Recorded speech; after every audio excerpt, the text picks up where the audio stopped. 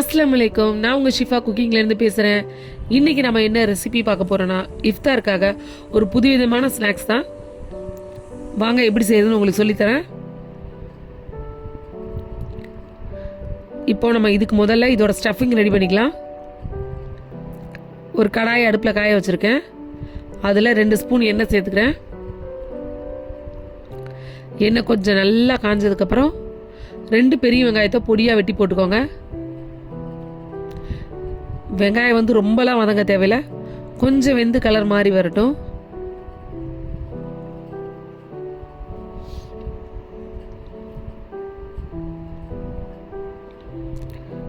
பாருங்க, கொஞ்சம் கலர் மாதிரி வந்துருச்சு. இப்போ இதில் வந்து ஒரு 1/2 ஸ்பூன் இஞ்சி பூண்டு பேஸ்ட்டு சேர்க்குறேன். இஞ்சி பூண்டு பேஸ்ட் வந்து எண்ணெயில் ஒரு 1 நிமிஷம் வதங்கினா தான் நல்லாயிருக்கும். ஒரு 1 நிமிஷம் எண்ணெயில் வதக்கிக்கோங்க.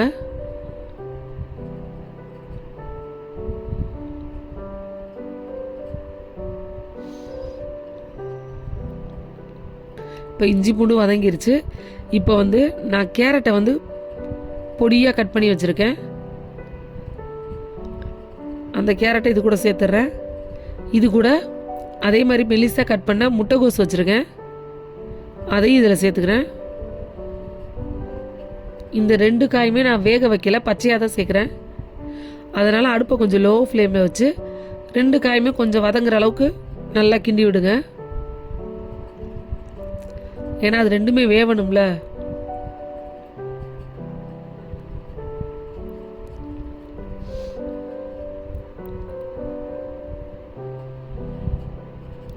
இப்போ பார்த்தீங்கனாலே தெரியும், காய்கறி கொஞ்சம் வெந்துருச்சு, கொஞ்சம் வதங்கி வந்துருச்சு பாருங்க. இந்த டைமில் நான் ஒரு 1/4 கிலோ போன்லெஸ் சிக்கனை வெறும் தண்ணியில் கொஞ்சமாக இஞ்சி பூண்டு போட்டு வேக வச்சுட்டு அது நல்லா ஆறுனதுக்கப்புறம் இந்த மாதிரி பிச்சு வச்சுக்கோங்க சிக்கனை. இப்போ நம்ம பிச்சு வச்சுருக்க சிக்கனை நம்ம வதக்கிக்கிட்டு இருக்கோம் இல்லையா காய், அது கூட சேர்த்துக்கிறேன். இப்போ இதில் தேவையான மசாலா என்னென்ன போடுறேன்னு பாருங்கள். 1/2 ஸ்பூன் மிளகாத்தூள், 1/4 ஸ்பூன் மிளகுத்தூள், 1/4 ஸ்பூன் கரம் மசாலா, நல்லா 1 ஸ்பூன் அளவுக்கு சிக்கன் தந்தூரி மசாலான்னு ஒரு மசாலா வைக்கும், அதை ஒரு 1 ஸ்பூன் சேர்த்துருக்கேன். அதோட தேவையான அளவு உப்பு. இப்போ இது எல்லாத்தையும் நல்லா வெந்து வர்றதுக்காக சிக்கன் வேக வச்சோம் இல்லையா தண்ணி, அந்த தண்ணி 1 கப் சேர்த்துக்கிறேன். உங்ககிட்ட அந்த தண்ணி இல்லைன்னா நார்மல் பிளைன் வாட்டர் சேர்த்துக்கோங்க. ஏன்னா தண்ணி ஊற்றினா தான் அந்த வெங்காயம், கோஸு, கேரட்டு எல்லாமே அந்த மசாலையோடு சேர்ந்து வரும் சிக்கனோட.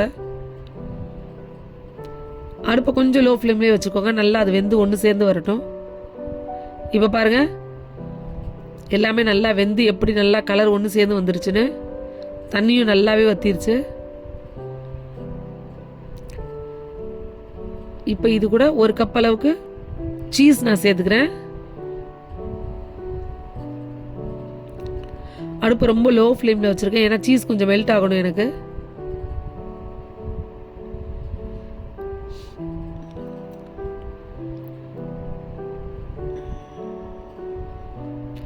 இதோட இதில் 1 ஸ்பூன் அளவுக்கு மயோனஸ், அதாவது கடையில் வைக்கலையா எக்லெஸ் மயோனஸ், அதுதான் சேர்த்துருக்கேன். அதையும் சேர்த்து நல்லா மிக்ஸ் பண்ணி விட்டுருங்க.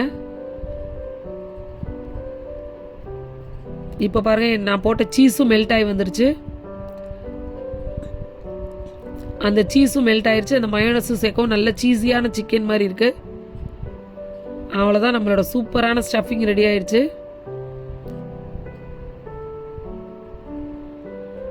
கடைசியாக கொஞ்சம் கொத்தமல்லியை தூவி ஒரு கிண்டி அடுப்பு ஆஃப் பண்ணிடலாம்.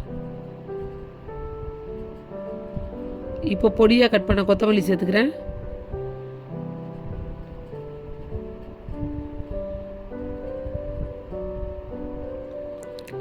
இப்போ ஒரு கிண்டி அடுப்பு ஆஃப் பண்ணிடுங்க.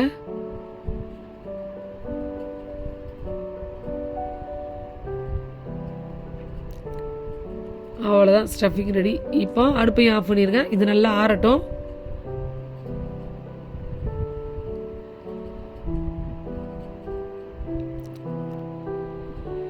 இப்போ ஸ்டஃபிங் ரெடி ஆயிடுச்சு. இப்போ மேலே உள்ள கோன் ரெடி பண்ண வேண்டாம். இதுக்கு நான் கடையில் விற்கிற சமோசா சீட் தான் எடுத்திருக்கேன்.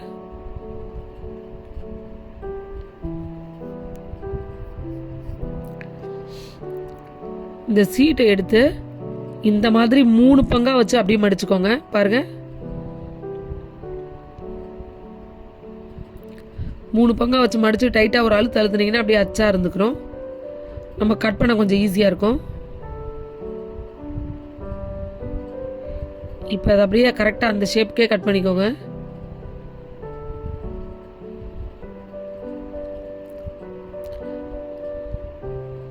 இந்த பக்கம் கட் பண்ணிட்டேன். இப்போ இந்த பக்கமும் அதே மாதிரி கட் பண்ணிக்கிறேன். இந்த வேலையை மட்டும் கொஞ்சம் ஸ்லோவாக செய்யுங்க. ஏன்னா நீங்கள் வேகமாக கட் பண்ணலான்னு உள்ளே விட்டு இழுத்தீங்கன்னா அப்படியே ஷீட் கிழிஞ்சு வந்துடும்.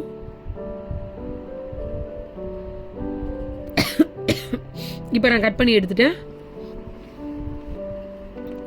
இப்போ இந்த ஷீட்டை ஒட்டுறதுக்காக கொஞ்சமாக மைதாவை வந்து பேஸ்ட் மாதிரி கரைச்சி வச்சுருக்கேன்.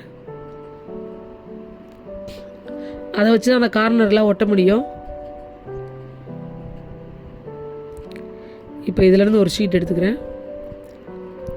ஒரு ஷீட் எடுத்து வச்சு ஒரு ப்ரஷ்ஷை வச்சு அந்த ஒரு சைடு ஃபுல்லாக அப்படி நல்லா மைதா பேஸ்ட் அப்ளை பண்ணிக்கிறேன்.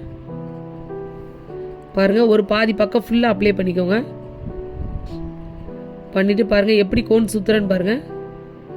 இந்த மாதிரி ஒரு ஃபிங்கரை உள்ளே வச்சு சாதாரண நம்ம பட்டாணி சுண்டல் வாங்கும் போது சுற்றுவோம் இல்லையா கோனு, அதே மாதிரி சுற்றுங்க. நம்ம கீழே ஆல்ரெடி மைதா பேஸ்ட் தடவி இருக்கிறதுனால நீங்கள் சுத்தம் போதே அது அப்படியே நல்லா ஒட்டிட்டு வந்துடும். அவ்வளோதான், ஒரு சூப்பரான கோன் ரெடி ஆயிடுச்சு. சும்மா டக்கு டக்குன்னு சுற்றிடலாம்.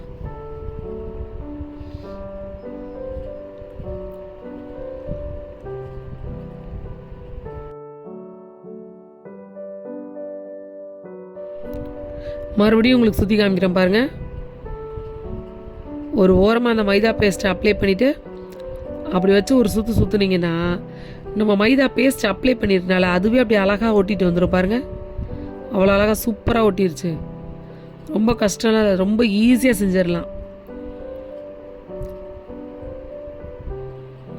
முதல்ல இந்த கோனை ஃபுல்லாக நீங்கள் ரெடி பண்ணிட்டீங்கன்னா அப்புறம் சம்சா உள்ளே வந்து ஃபில்லிங் வைக்கிறது வந்து ரொம்ப ஈஸியாக இருக்கும் உங்களுக்கு. நான் ஃபஸ்ட்டு எல்லா கோனையும் ரெடி பண்ணிட்டு தான் அப்புறம் ஃபில்லிங் வைக்க ஆரம்பித்தேன்.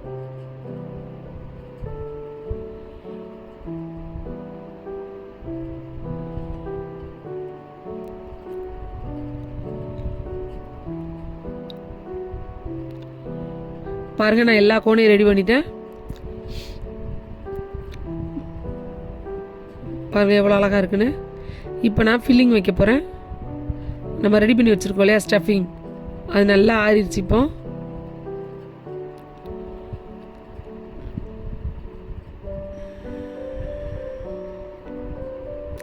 இப்போ இதுக்கு வந்து இது மேலே கவர் பண்ணுறதுக்கு கொஞ்சம் பிரெட் க்ரம்ஸ் எடுத்துக்கிறேன். அதோடு நம்ம ஏற்கனவே அந்த கோனை வந்து ஒட்டுறதுக்காக மைதா பேஸ்ட் கலக்கி வச்சோம் இல்லையா, அதையும் எடுத்து வச்சுருக்கேன். இப்போ இந்த கோனுக்குள்ளே நம்ம ரெடி பண்ணி வச்சுருக்கோம் இல்லையா சிக்கன் ஸ்டஃபிங், அதை எடுத்து இந்த மாதிரி உள்ளே வச்சுக்கோங்க. உள்ளே வச்சுட்டு லைட்டாக ஒரு ப்ரெஸ் பண்ணிங்கன்னா அதுவே உள்ளே போயிடும். உள்ளே போனதுக்கப்புறம் கொஞ்சம் அழகாக லெவல் பண்ணி விட்டுருங்க. இப்போ இதை இப்படி விட்டோம்னா நம்ம எண்ணெயில் பொரிக்கும் போது சிக்கன்லாம் வெளியில் வர ஆரம்பிச்சிடும். அதனால் லேசாக அந்த மைதா பேஸ்ட்டை எடுத்து மேலே அப்படி தடவி விட்டுட்டு பாருங்க, தடவிட்டு நம்ம பிரெட் க்ரம்ஸை வச்சு மேலே கவர் பண்ணிடுங்க. பாருங்கள், அவ்வளோதான், சூப்பராக பர்ஃபெக்டாக சீல் ஆயிடுச்சு. இனிமேல் எந்த சிக்கன் மசாலா எதுவும் வெளியில் வராது. அவ்வளோதான், இது எப்படி வேணாலும் சொல்லிக்கலாம். கோன் ஐஸ்கிரீம் சொல்லலாம், சிக்கன் கோன் சொல்லலாம். ஆனால் பார்க்க ரொம்ப அழகாக ரெடி ஆயிடுச்சு.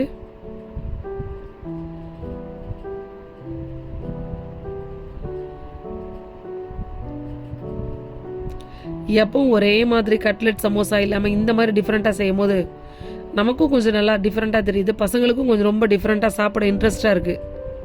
ஏதோ புதுசாக பண்ணியிருக்கோம் அப்படின்னு பசங்களும் இன்ட்ரெஸ்ட்டாக சாப்பிடுவாங்க.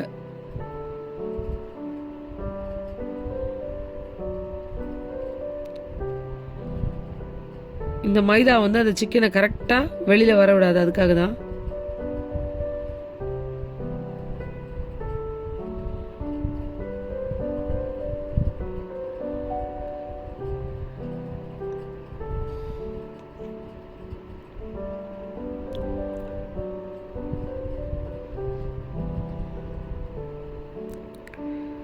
நீங்கள் வந்து சிக்கனை வச்சுட்டு நான் மைதா வச்சுட்டு மேலே பிரெட் க்ரம்ஸ் வைக்கிறேன்ல, உங்களுக்கு ஒரு சேஞ்சுக்கு வேணால் நீங்கள் பிரெட் க்ரம்ஸ் வைக்கிறதுக்கு பதிலாக சேமியாவை வந்து இந்த குட்டியாக மெலீஸா வரும் இல்லையா, ஒரு சேமியா, சேமியா, அதை கூட நீங்கள் நல்லா மெலீஸாக நல்லா நொறுக்கி விட்டுட்டு அதை கூட இந்த பிரெட் க்ரம்ஸ்க்கு பதிலாக மேலே நீங்கள் அப்ளை பண்ணலாம்.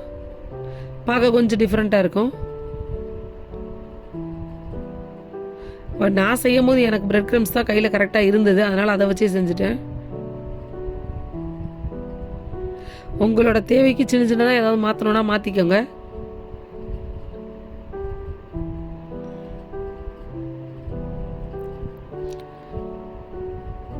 பாருங்கள், எல்லா கோனையும் இப்போ ரெடி பண்ணிட்டேன்.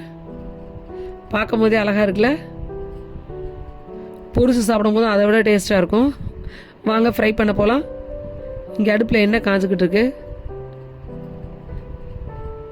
ரொம்ப ஹை ஃப்ளேமில் வேணால், கொஞ்சம் நார்மல் ஹீட்டில் இருக்கும் போதே நம்ம வச்சுருக்க கோன் எல்லாத்தையும் உள்ளே சேர்த்துருங்க.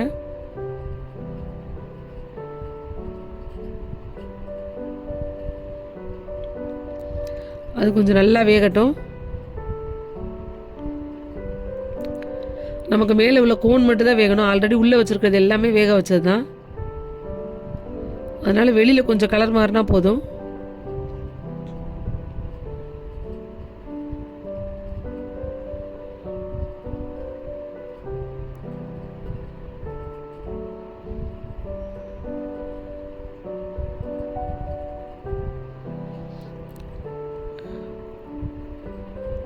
பாருங்க, எல்லாத்தையும் நல்லா இன்னொரு பக்கம் திருப்பி விட்டுருங்க. சீக்கிரமாக வெந்துருச்சு பாருங்க. பாருங்க, இப்போ நல்லா கலர் வந்துருச்சு. இப்போ நம்ம வெளியில் எடுக்கலாமா?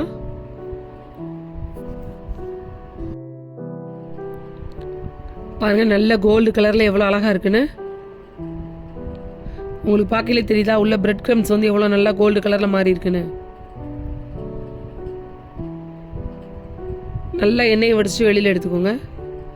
இருங்க, உங்களுக்கு உள் பக்கத்தை காமிக்கிறேன். ரொம்ப சூடாக இருக்குது. ஐயோ, என்னால் திருப்ப முடியல. இப்போ பாருங்க, உள்ளே பார்த்தீங்களா எப்படி கோல்டு கலரில் நல்லா வெந்திருக்குன்னு.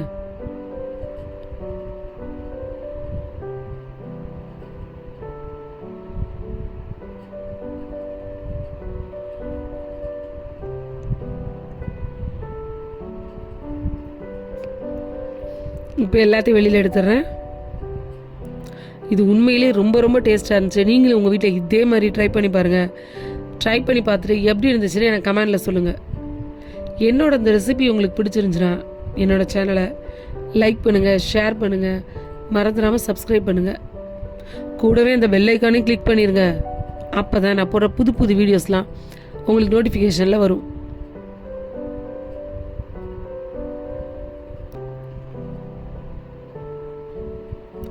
இன்னும் நிறைய புதுவிதமான இஃப்தார் ஸ்நாக்ஸோட உங்களை அடுத்து மீட் பண்ணுறேன். அஸ்ஸலாமு அலைக்கும்.